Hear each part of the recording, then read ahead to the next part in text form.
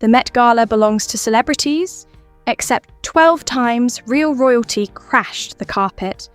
One princess wore leather, one queen wore feathers, and one dress, from 1996, is still the most talked about gown in Met Gala history. Let's count them down.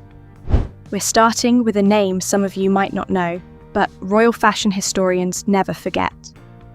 Princess Lee Radziwill, sister of Jackie Kennedy, and a princess by marriage to Polish aristocracy, arrived at the 2001 Met Gala in a beaded white jumpsuit that broke every rule of what a gala look was supposed to be.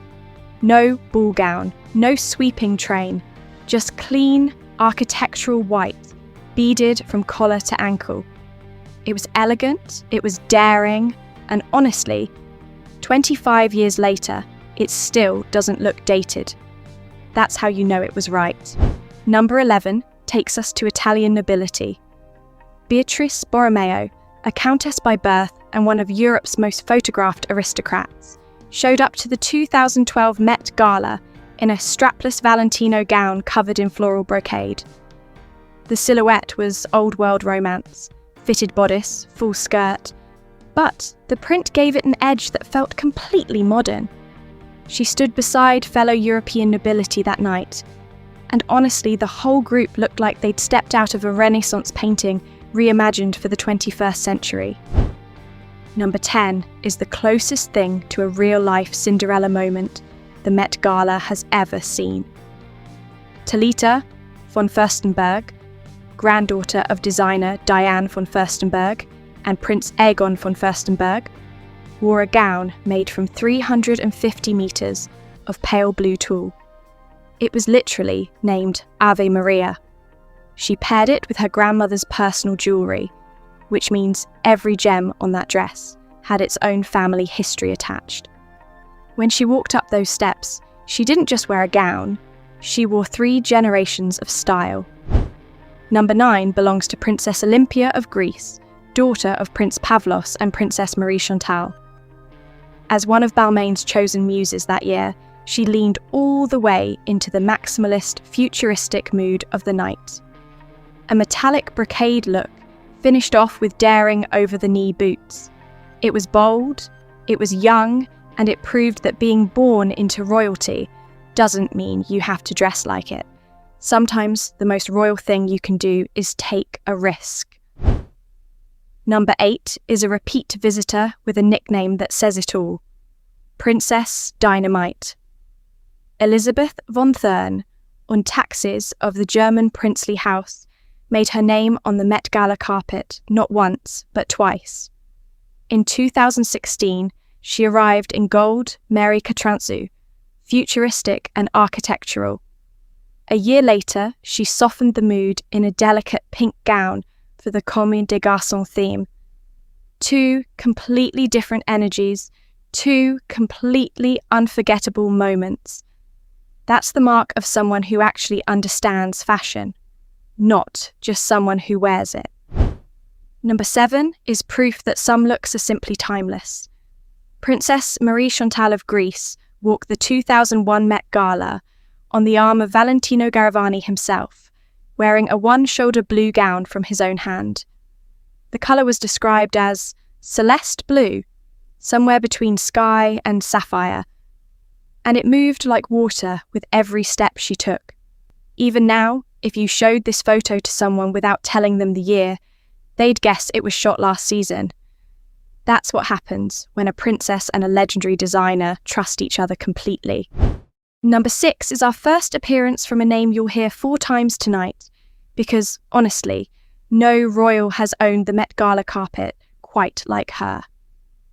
Charlotte Casiraghi, granddaughter of Grace Kelly, made her debut in 2016 in a Gucci gown that cascaded from bright yellow into deep purple, like a sunset caught in fabric. It was playful, it was colourful, and it announced exactly what kind of Met Gala regular she was about to become. Number 5 brings us home to the British royal family. In 2018, Princess Beatrice made a rare and surprising solo appearance at the Met Gala. No sister, no cousin, just Beatrice, owning the moment in a flowing, bright purple Alberta Ferretti gown. The theme that year was heavenly bodies, all Catholic-inspired grandeur, and Beatrice's gown floated down the steps like it belonged in a cathedral, not a hallway. For a family that almost never shows up to this event, it was a night royal watchers still talk about. Number 4, and Charlotte Casiraghi is back, this time completely reinventing herself. Arriving on the arm of Saint Laurent's creative director himself, she traded soft romance for rock and roll. A black leather mini dress with metallic star accents, an asymmetrical one-shoulder neckline, and chunky platform boots. A princess in leather on the Met steps. If you needed proof that royal style could have an edge, this was it. Number 3, and this is where things get serious. Queen Rania of Jordan is one of the only reigning consorts to ever grace this carpet, and in 2016 she did it in a Valentino gown covered in black and silver feathers. It moved like a living thing under the lights. This wasn't a princess experimenting or a socialite pushing boundaries. This was an actual sitting queen, commanding a room built for movie stars, and somehow still being the most talked about person in it. Number 2 brings Charlotte Casiraghi back for her third, and most emotional, appearance. In 2023, the Met honoured the late Karl Lagerfeld, a designer who had been a close friend of Charlotte's own mother, Princess Caroline. Charlotte wore a black lace Chanel haute couture gown, delicate bows layered over sheer lace, in a look that felt less like a red carpet costume and more like a personal tribute. Fans online voted it one of the best looks of the entire night. It wasn't just fashion, it was family history, worn on the world's biggest stage. And that brings us to number 1, the appearance that started it all. December 1996. Princess Diana walks into the Met Gala as the guest of Vogue editor Liz Tilbris, less than a year after her divorce from Prince Charles. The theme that night honoured Christian Dior, and Diana wore a navy silk slip dress by John Galliano, his very first couture collection for the house. Lace trim, a matching robe draped over her shoulders, a sapphire and diamond choker at her throat. It wasn't just a dress, it was a statement. This was Diana stepping fully into her own identity, no longer the Princess of Wales, but a woman choosing her own image, her own designer, her own moment. Almost 30 years later, it remains the single most referenced royal look in Met Gala history. Every princess who's walked those steps since has, in some way, been walking in her shadow. And there you have it. The 12 most unforgettable royal moments the Met Gala has ever seen. Which look was your favourite? Drop it in the comments below.